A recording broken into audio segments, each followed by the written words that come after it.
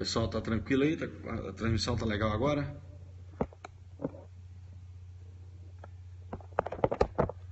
Me falem aí, por favor. Me dê um feedback.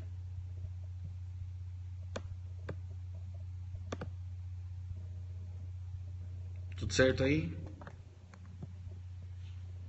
Ótimo, vamos ver se a gente consegue. O upload aqui tá menos de um. Vamos ver se a gente consegue firmar isso aí, né?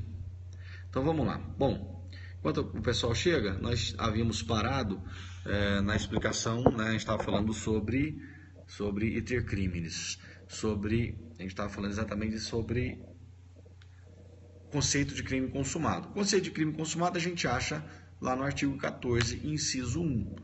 Consumado, para traduzir em miúdos, é um crime completo, pronto, que tem todos os elementos que a descrição legal, né, nos traz. Está pronto, ele acabou, ele está completo. Tem tiro, tem morte, um homicídio, tem solicitação de vantagem indevida, é um crime completo. No crime tentado eu tenho um crime pela metade. O iter criminis não é percorrido por completo. No crime consumado eu percorro todo o iter criminis. No crime consumado eu cogito, eu preparo, eu executo e se consuma. No crime tentado eu preparo, eu cogito, eu preparo, eu executo, mas há uma interrupção entre a execução e a consumação. O que é importante a gente saber nesses dois temas? O que cai muito em concurso público nesses dois temas? Primeiro, o que eu já falei na aula passada, que eu vou remeter os senhores ao vídeo anterior. O conceito de atos preparatórios e atos executórios. O mesmo ato para alguns tribunais e alguns doutrinadores é preparatório, para outros é executório. Então é importante que vocês voltem lá na nossa aula anterior para entender bem essa sistemática. Certo? Outro tema importante é conhecer as diversas espécies de crimes. Como é que os crimes, diante da classificação doutrinária, eles se consumam? Vamos começar com a forma de consumação dessas diversas espécies de crime. E eu peço que vocês prestem bastante atenção, porque esse assunto despenca em prova. Eu queria que vocês fossem dando aqui o coraçãozinho, porque eu acho que eu mereço também, né? E o coraçãozinho serve para eu me orientar, para saber se está ok ou não a nossa transmissão. Depois da mudança da internet aqui, a coisa bagunçou completamente. Então vamos lá. Olha aqui. Consumação nessas espécies de crime. Cai em prova. Vou bem devagar. Nós vamos trabalhar de forma bem tranquila. Como é que se consumam os crimes formal, material, de mera conduta, omissivos próprios, omissivos impróprios, os crimes complexos e os crimes permanentes? São os temas que mais nos importam, que mais nos interessam. Primeiro, para os senhores entendam, eu preciso conceituar esses crimes e, se possível, anotem aí no canto para não esquecer nunca mais. O crime material, e aqui nós estamos falando de prova em nível primeira fase, tá? Não se preocupem com a segunda fase, que nós ainda não falaremos, não traremos essa profundidade toda. O crime material, como é que se consuma um crime material? O crime material é aquele, conceituando, que exige a produção de um resultado. Para que ele se consume, é indispensável que haja a produção do resultado. Não estou entendendo nada, professor, está muito técnico isso aí. O que é resultado dentro de um crime? Nós não vamos falar ainda das teorias aqui do resultado, não. Mas o que é adotado hoje pelas provas do exame de ordem, pela grande maioria dos concursos públicos, na primeira fase, o que é resultado? Resultado, para a corrente naturalística, é o resultado do comportamento criminoso. É o que o criminoso quer com a prática da conduta. É o que o criminoso quer ao atirar. O que é o resultado no crime de homicídio? O que o homicida quer? A morte. O que quer o indivíduo que ameaça? O que quer aquela pessoa que liga e diz, vou te matar? Fica ligado que eu vou te matar. Qual é o desejo dele? Qual é o resultado que ele almeja? O resultado que ele almeja é a intimidação. A intimidação faz com que a liberdade do indivíduo fique restringida. Então, o resultado no crime de ameaça é a intimidação. E no crime de furto? É a obtenção do patrimônio alheio através da subtração. Então, veja, o crime material é aquele que, anotem, só se consuma com a produção do resultado. O crime material é aquele que só se consuma com a produção do resultado. Portanto, sendo material o crime de homicídio, só se consuma com o resultado. Qual é? A morte. Não morreu, o crime é tentado. O crime de furto é crime material. Quando é que ele se consuma? Com a subtração. Com o assenhoramento da coisa mesmo que de forma transitória. Súmula 582 do STJ. Como é que eu descubro, professor, se o crime é material ou se ele é formal? Ou se ele é de mera conduta? Está escrito na lei? Não está. É lendo, é vendo a doutrina e a jurisprudência que você terá um norte mais tranquilo nesse quesito. O tipo penal te direciona, mas é a doutrina e o seu professor quem vai te dizer, via de regra. Então, os crimes que são considerados crimes materiais só se consumam, ou seja, só estão completos com a produção do resultado. O crime formal, anotem isso, ele se consuma com ou sem a produção do resultado. O crime formal, ele se consuma com ou sem a produção do resultado. E não depende da produção do resultado para sua consumação. Se o resultado ocorrer, esse crime passa a ser exaurido. Então veja, o crime material só se consuma com a produção do resultado. O crime formal, independentemente da produção do resultado. Crime material, homicídio, só se consuma com a morte. Crime formal, corrupção passiva, extorsão, injúria. Eu vou dar o conceito para vocês, depois eu vou dar o exemplo e os senhores vão responder para mim. O crime de corrupção passiva é um crime formal. Ele se consuma sem o resultado que o agente quer, que o funcionário público quer. Quais são os verbos que estão no artigo 317 do crime de corrupção passiva? Solicitar, receber, não é? Vamos pegar o mais tranquilo deles.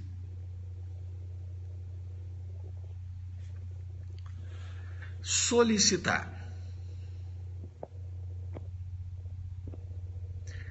Solicitar é a conduta. Esse crime é formal.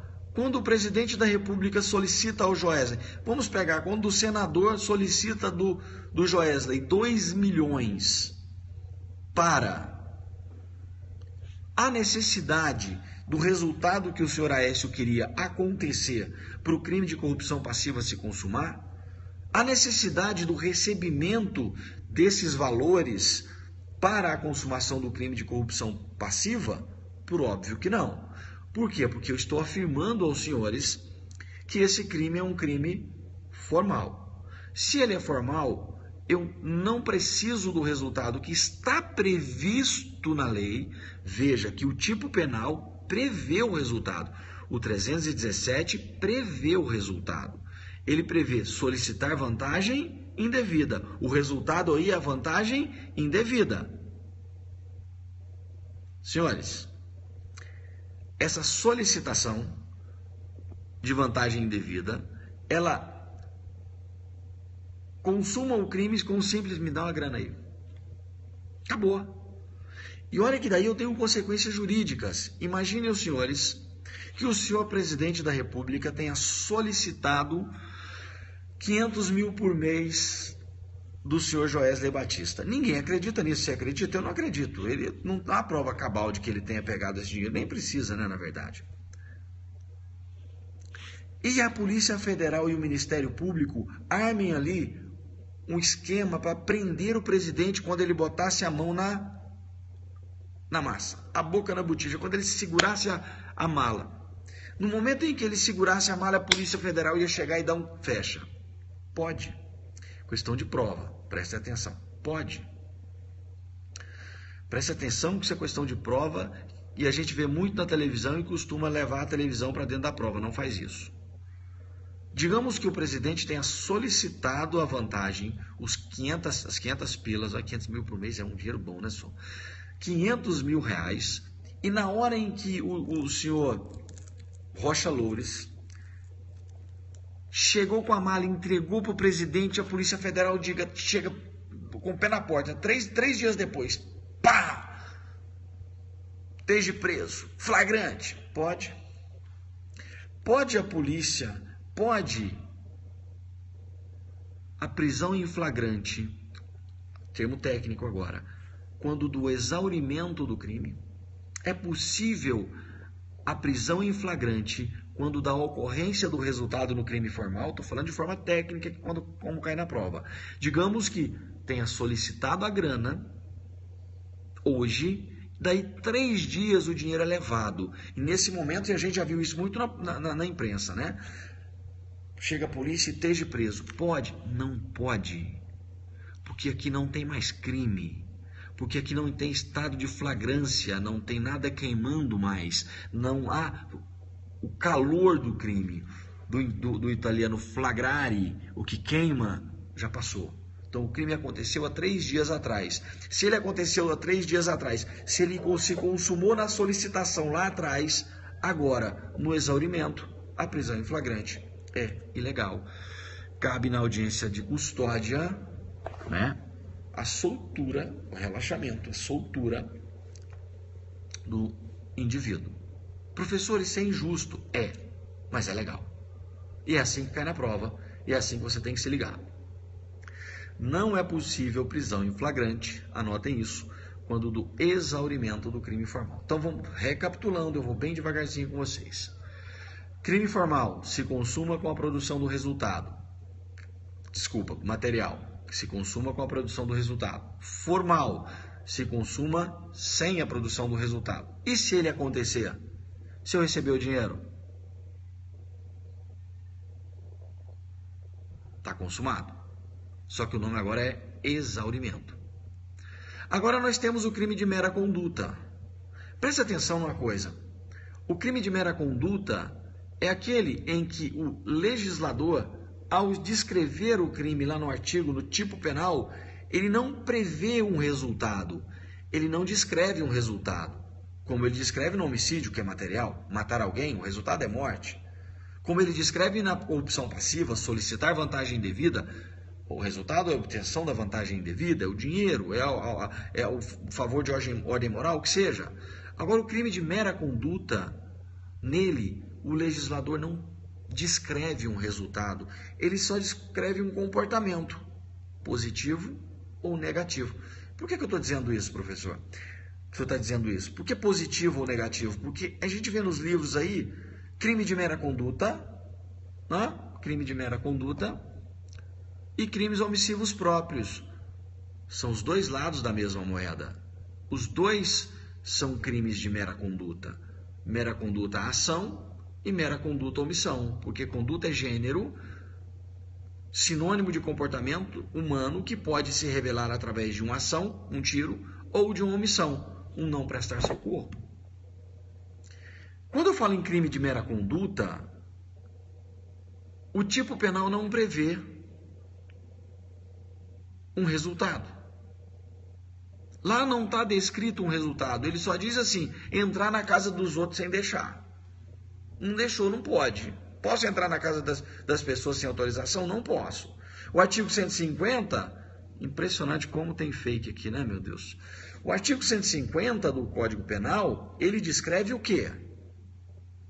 Ele descreve um comportamento de agir, de entrar na casa, mas não descreve nenhum resultado. Então esse crime se consuma com a mera prática do comportamento previsto na lei. Basta entrar na casa. Entrou e saiu, já está consumado. O mesmo acontece com os homicídios próprios. São também crimes de mera conduta, só que agora por omissão. Quando você encontra alguém estribuchando lá no acidente de carro, naquele momento em que você vê a pessoa precisando de auxílio, o artigo 135 manda que você faça o quê? Pode interagir, galera, pode colocar. O artigo 135 determina que você faça o quê? Preste socorro. E diz que você irá pegar um cilindrozinho, uma cadeinha, se você não cumprir com esse seu dever legal de agir. Exatamente. A lei manda que você haja naquela situação específica. Então, o simples sair dali e ir embora consuma o delito. Não há necessidade da vítima morrer, não. Você pode sair dali, ir embora e outro prestar socorro e você responderá. Por quê? Porque são crimes que não prevêem resultado no tipo penal. Então vamos lá. Voltando e resumindo. Crimes materiais se consumam com a produção do resultado. Formais, independentemente da produção do resultado. Se o resultado ocorrer, ele é exaurido. Mera conduta, seja ação, entrar em casa, 150, por exemplo, ou omissão de socorro com o simples comportamento. Por quê? Porque os tipos penais para os crimes de mera conduta não prevêem resultado. Logo abaixo, e aí eu tenho uma divergência doutrinária pesada, não é tranquila, eu tenho os crimes omissivos, não os próprios, omissão de socorro. O crime omissivo próprio é aquele em que o próprio artigo de lei, o próprio tipo penal já prevê um verbo omissivo, na forma passiva, deixar de, abster-se, já traduz uma inação. Por isso são conhecidos como omissivos próprios.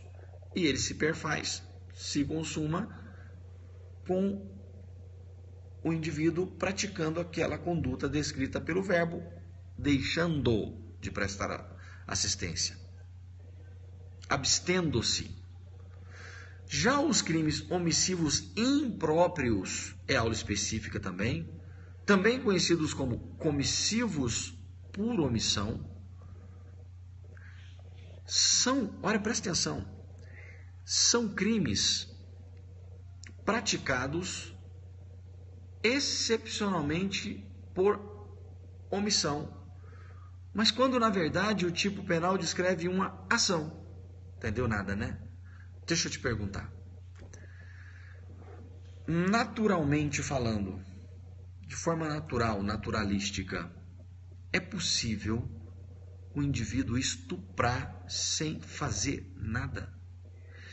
É possível o indivíduo estuprar a sua vítima sem sequer estar no local do evento?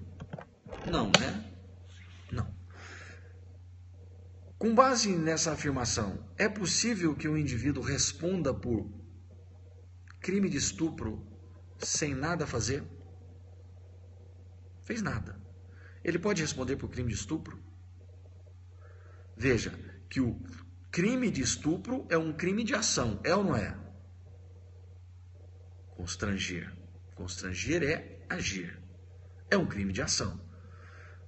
Esse artigo de lei, o 213, pode ser violado por não agir? Pode. E aí nós temos a exceção. Por isso que esses crimes são chamados de crimes comissivos praticados por omissão. São comissivos por omissão. Na verdade, não é uma omissão própria, onde o próprio artigo de lei, próprio tipo penal, já descreve uma inação. O tipo penal descreve uma ação. Mas vejam, por força do artigo 13, parágrafos 2º, alíneas A, B e C, tem um cara que tem um nome legal que pode praticar esses crimes, que são de ação por omissão. Anota o nome desse figura aí, é o garante. O garante é aquele indivíduo que tem o dever legal de cuidado, por exemplo. E o dever legal de cuidado, já vou passar os exemplos, gente. O dever legal de cuidado é aquele dever que decorre da lei. A lei diz, e que lei é essa? É a lei que foi elaborada, foi votada, sancionada lá pelo Congresso Nacional, que seguiu os trâmites da aprovação. Quer um exemplo? Bora lá? Quem tem o dever legal de cuidado, proteção e vigilância em relação aos filhos?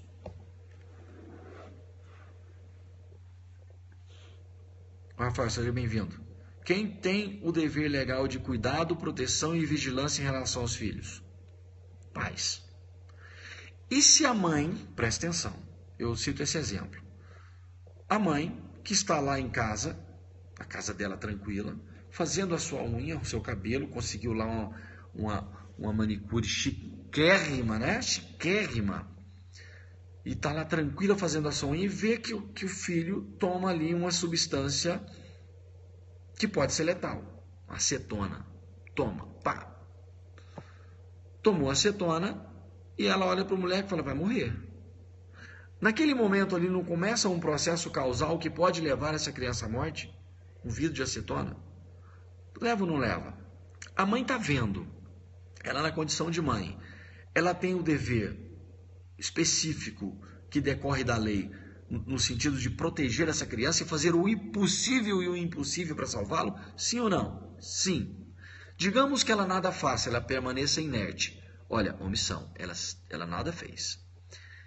E ela não gosta da criança. Tá, morre mesmo. E a criança vem a óbito. Se fosse você, qualquer outra pessoa que não a mãe, responderia por crime de omissão de socorro. Agora a mãe responde pelo resultado. Ela responde pela morte. Ela responde por homicídio por omissão. Porque ela tinha o dever legal de interferir nesse processo causal. Se ela não fez porque quis, ela não socorreu porque quis, tendo o dever legal, ela responde por homicídio doloso. Se ela resolveu terminar a unha, não dá tempo. Deixa eu terminar a unha aqui, porque essa manicure aqui é muito cara e muito difícil. Ninguém é tia?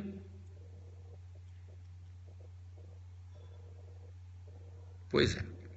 Mas vocês conhecem uma tia que fica com o sobrinho para a irmã ir para a balada, não fica?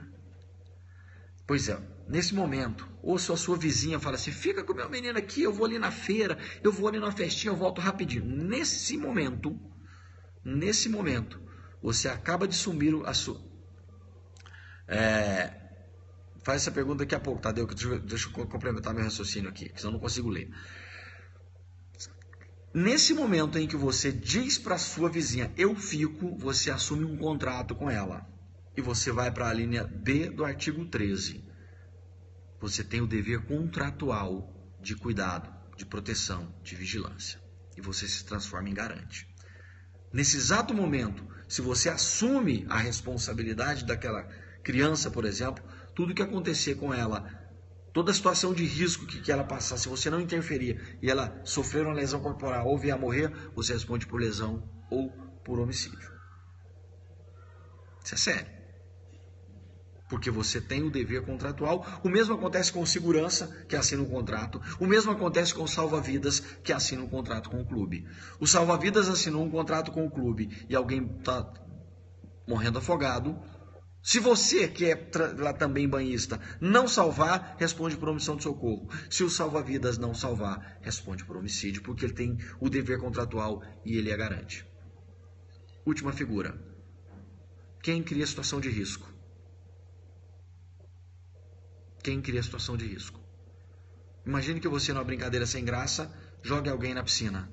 E essa piscina é funda e essa pessoa não saiba nadar. E começa a se afogar. Quem colocou essa pessoa em perigo? Foi você. nesse momento você é garante. E se não salvar ou fizer, eu não entendi, essa pergunta precisa ser mais explicitada, tá? Ficou muito vaga, Tadeu.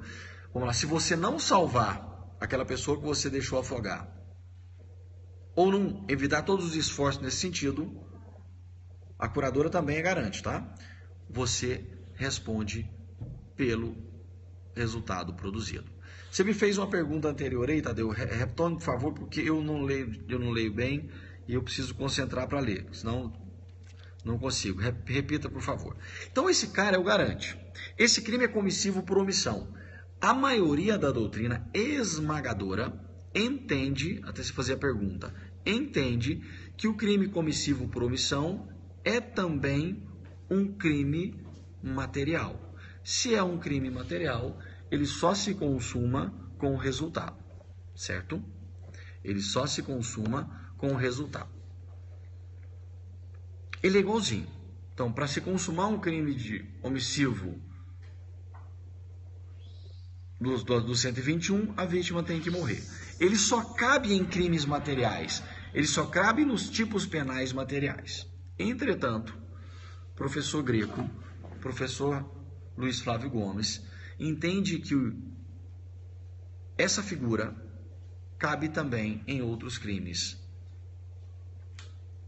Não só nos crimes materiais, mas em qualquer crime, porque entendem eles que o resultado é jurídico e não naturalístico, assunto para outra aula. Então vejam, senhores, recapitulando, como é que se consuma o crime material? Com a produção do resultado. O omissivo impróprio ou comissivo por omissão, com o resultado porque é material. O formal, com a prática da conduta, independentemente do resultado. O de mera conduta e o omissivo próprio. Cabe sim, então vou falar já, Jefferson. Com a simples prática da conduta. Ué, professor, cabe tentativa no crime de comissivo por omissão? Cabe perfeitamente, a figura é perfeita. Eu falaria na próxima etapa, mas hoje eu vou adiantar aqui. Cabe. Vamos imaginar a situação. A mãe viu o menino tomando acetona, vai morrer. Deixa o moleque para morrer, deixa aí, irmão. Chega alguém e salva. Não morreu por circunstâncias. É só pegar os conceitos e encaixar. Não morreu por circunstâncias alheias à vontade da mãe, porque a vontade da mãe era o quê? Abandonou, deixa o veneno agir, morre. Chega alguém e salva. Circunstâncias alheias à vontade. Então é possível a figura da tentativa quando, presta atenção, quando for doloso, certo? Agora, o omissivo próprio não cabe tentativa. Esse é um assunto para o próximo bloco. Deixa eu chegar na tentativa já, tá? A gente está falando primeiro de consumação para depois falar de tentativa. Mas, aliás, eu vou falar com vocês de tentativa agora. Vou ter que misturar. Por quê? Porque eu vou falar para vocês de crime complexo. Então, eu vou ter que misturar, não tem jeito. Logo em seguida, a gente passa para os crimes tentados. Então, vamos lá. O que é um crime complexo? Como é que se consuma um crime complexo? Primeiro vocês vão ter que me dar um conceito de crime complexo. Gente, classificação de delitos despenca em qualquer prova. Como é que se consuma um crime complexo? Primeiro o que é, né? Anota aí no canto para mim. Crime complexo é aquele que protege mais de um bem jurídico. Crime complexo é aquele que protege mais de um bem jurídico.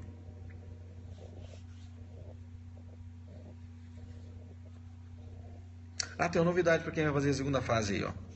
E for fazer presencial com a gente. Consegui um esquema bem legal com a Ridel, muito legal.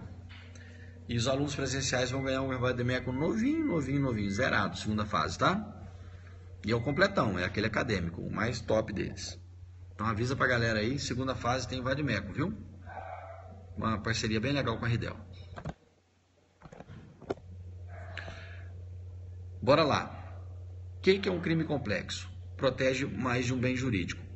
O artigo 121 protege quantos bens jurídicos? Pode interagir comigo aqui, galera. Vamos lá. O artigo 121 protege quantos bens jurídicos? Um, né? Vida. Pronto. Fechou. Tranquilo. Quando eu vou lá para dentro do latrocínio, 157, parágrafo 3º, última figura, eu tenho quantos bens jurídicos protegidos nesse artigo de lei? 2 ou 3, depende, né? Vida, integridade corporal e a liberdade individual. Então o homicídio é um crime simples, porque ele só protege um bem jurídico. Já o latrocínio é um crime complexo. Pega o latrocínio e guarda no cantinho aí. Deixa guardadinho, a gente vai trabalhar esse crime complexo, latrocínio, por força da súmula 610 do STF, de forma diferente. Vamos trabalhar o roubo simples lá do caput. Trabalhar o roubo simples lá do caput, que é um crime complexo. O roubo, como é que se consuma o roubo? Como é que se consuma um crime complexo? Aquele que tem mais de um bem jurídico protegido. Anota, com a violação dos dois bens jurídicos. O crime complexo estará consumado com a violação dos dois bens jurídicos. Isso significa e quer dizer o quê? Que só haverá consumação do roubo se houver espancamento e subtração do patrimônio. Bati na vítima e levei o relógio. Segundo a súmula 582 do STJ, eu não preciso pegar o relógio e usar, não. Basta bater, pegar o relógio e sair correndo. Se a polícia me pegar lá na frente, consumado. Isso a gente vai falar depois.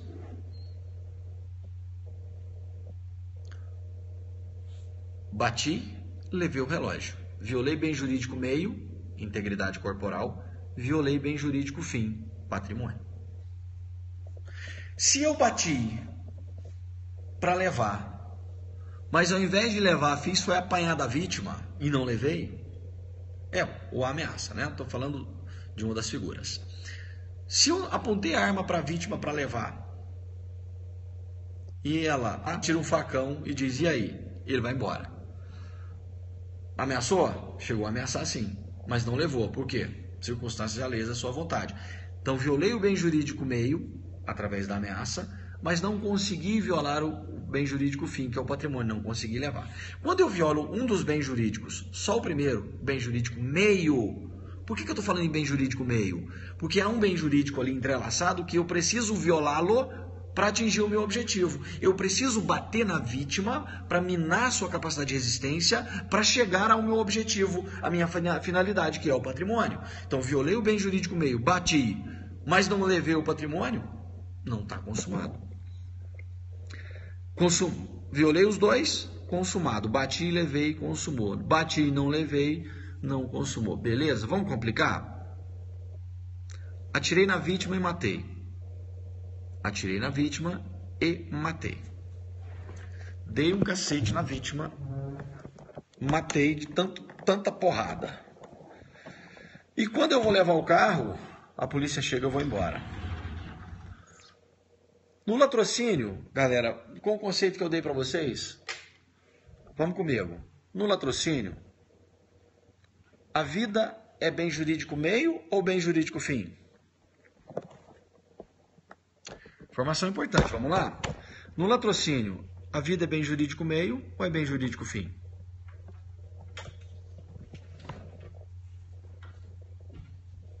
Maravilha, meio. Só deixa eu botar para carregar aqui, porque a gente está indo além do que eu imaginava que fosse ficar.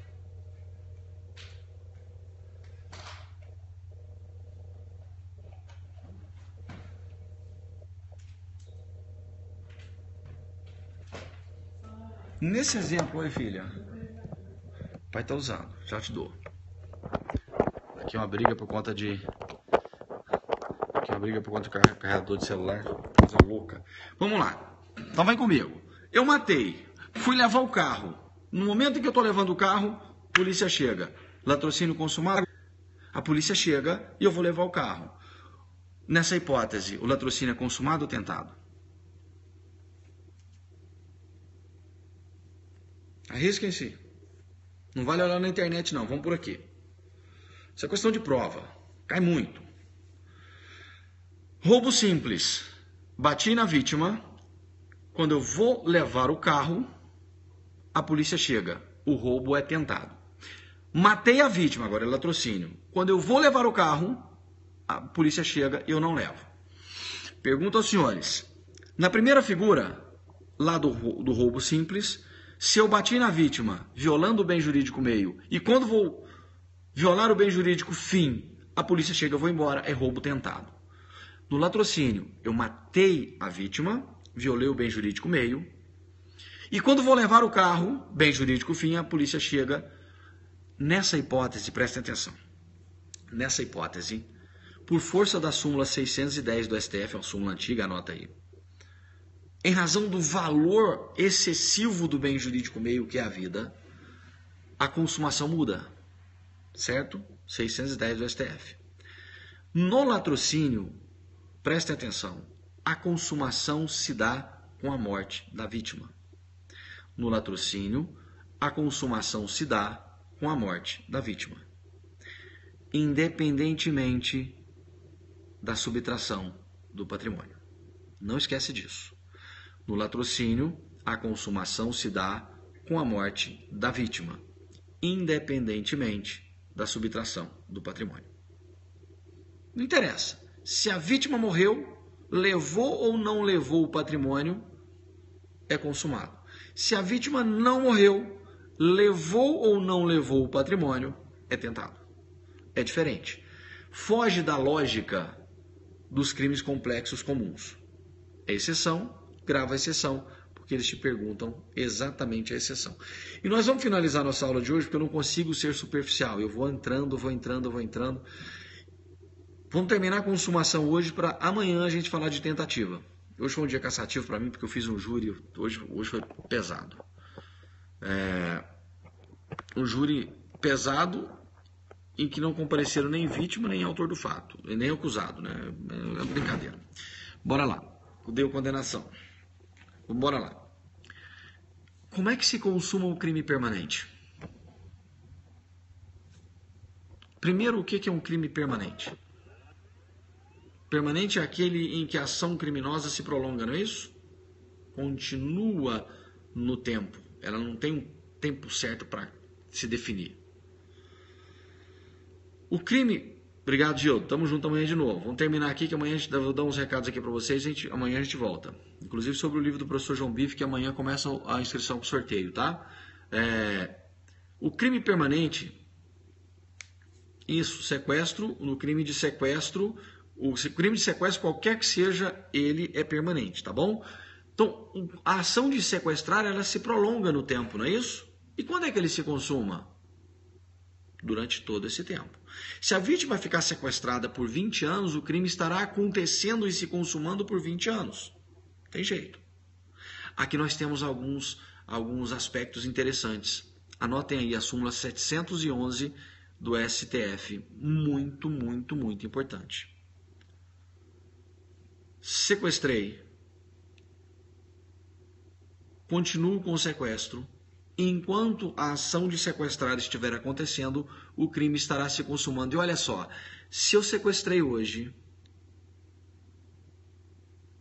e a lei prevê que a pena para sequestro é de 5 anos, e eu continuo sequestrando essa vítima por mais 10 anos, e lá na frente, enquanto o sequestro ainda está acontecendo, ou seja, enquanto a permanência do crime ainda ocorre, vem uma nova lei 711, vem do STF, vem uma nova lei e diz, agora a pena não é mais de 5 anos, agora a pena é de 50 anos. Pergunto aos senhores,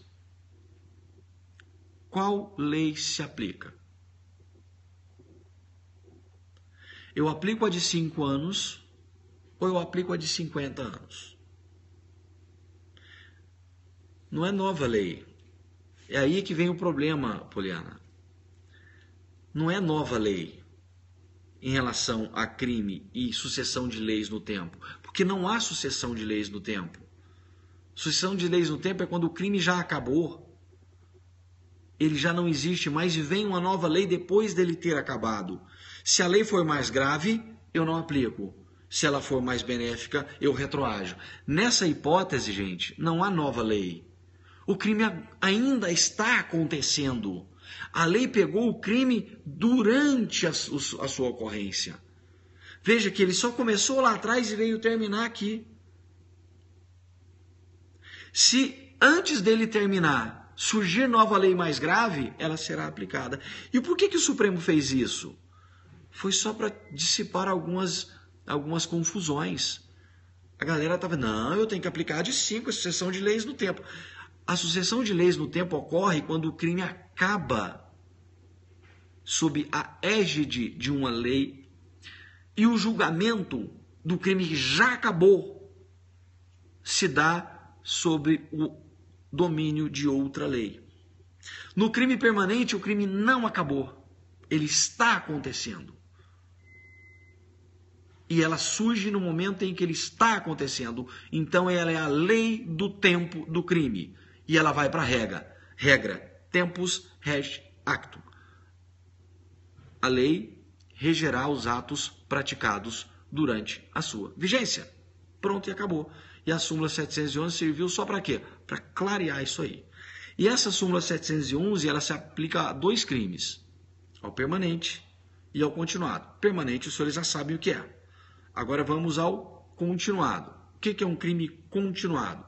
Uma espécie de concurso de crimes que serve para beneficiar o acusado, o réu.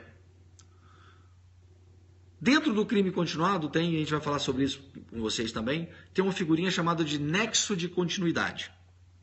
O que é um nexo de continuidade?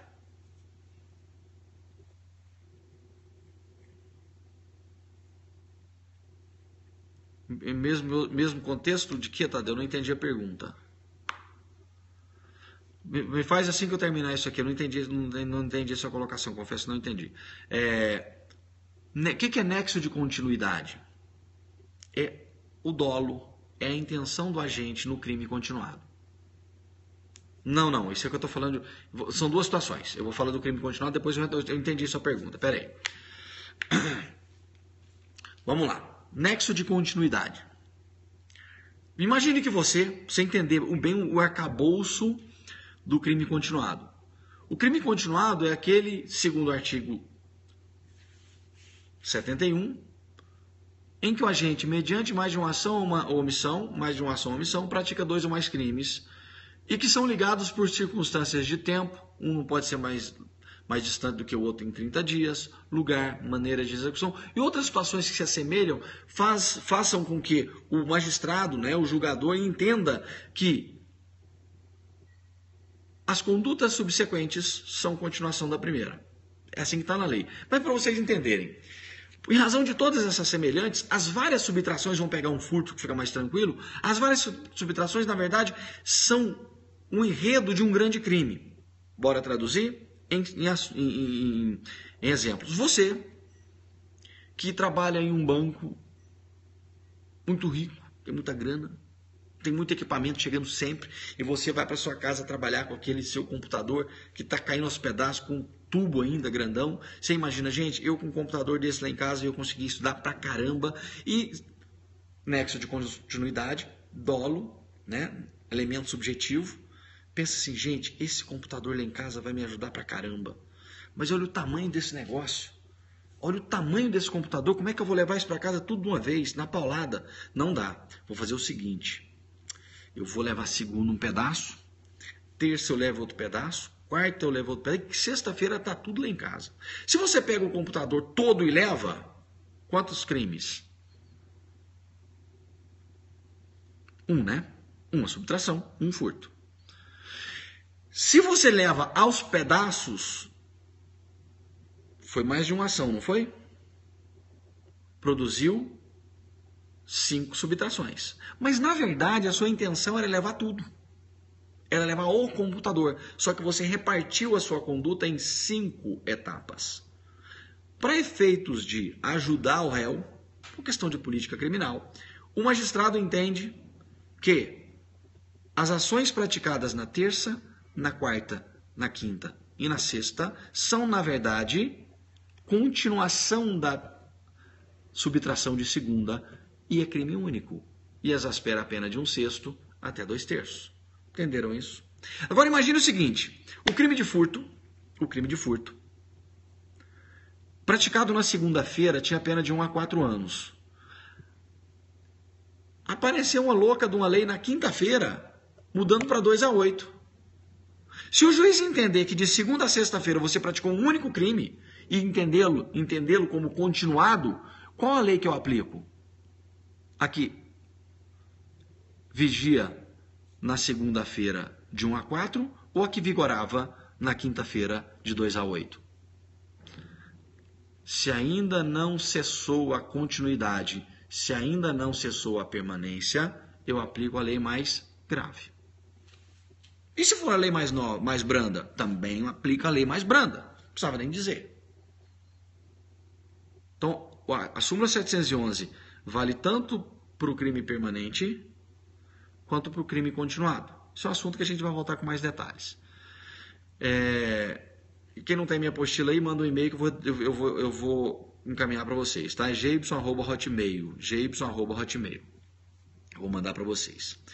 Amanhã, não conseguimos completar hoje não, por conta da correria, eu queria dar uma aprovada.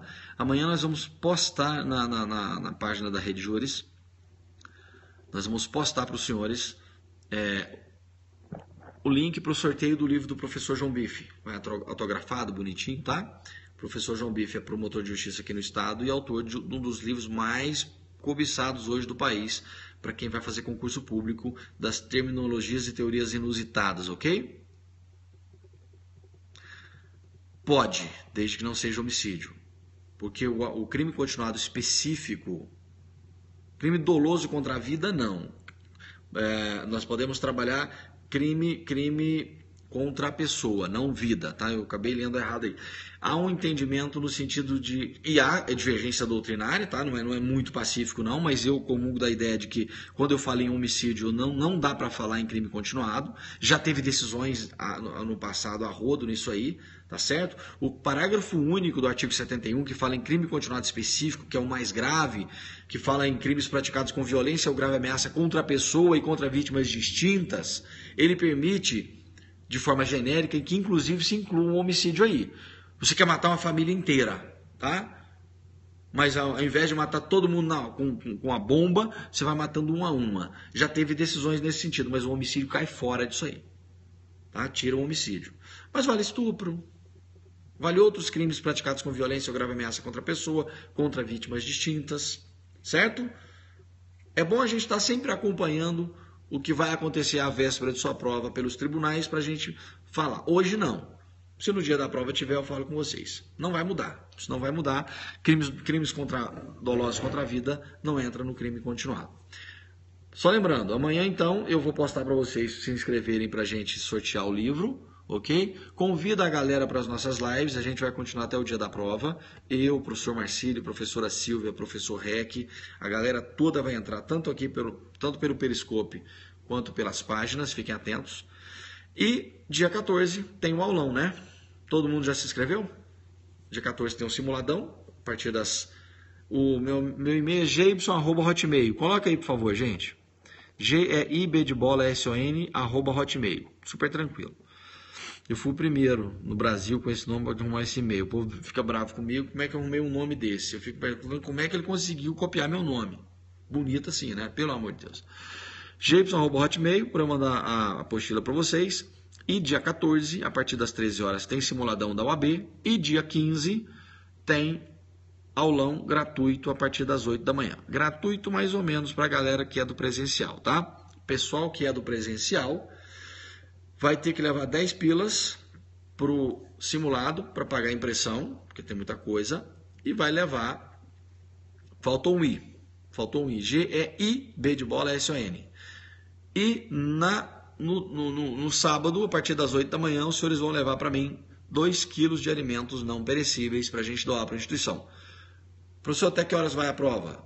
A aula? Não sei. Começa às 8, não tem hora para terminar, não. Geralmente termina por 7, 7h30 da noite. O que nós vamos fazer nessa live? Tamo junto, Tadeu? Estive aí em Belém fazendo uma palestra com o meu amigo Rogério Greco um tempo atrás. Foi muito top, cara. Muito legal. Na Universidade Federal do Pará. Gente, que coisa linda. Achei maravilhoso, cara. Muito bonito lá. No sábado nós vamos corrigir o simulado que os senhores O Rogério Greco é uma leitura que eu recomendo, tá, cara? Para quem tá, principalmente para quem está começando. Leitura muito fácil, muito tranquila e um cara de um conhecimento muito, muito profundo. Nós vamos corrigir o simulado no sábado e dar dicas finais e pontuais para a prova. Professor, eu vou fazer delegado. Dá para fazer? Dá para fazer. Hoje, quem está fazendo OAB, primeira fase delegado, manda bem também. Tá bom? Então fiquem com Deus e amanhã a gente tem encontro nesse horário de novo para discutir agora tentativa, as espécies de tentativa e todos os detalhes relativos à tentativa para a gente seguir no Iter Crimes. Beijo no coração e até amanhã.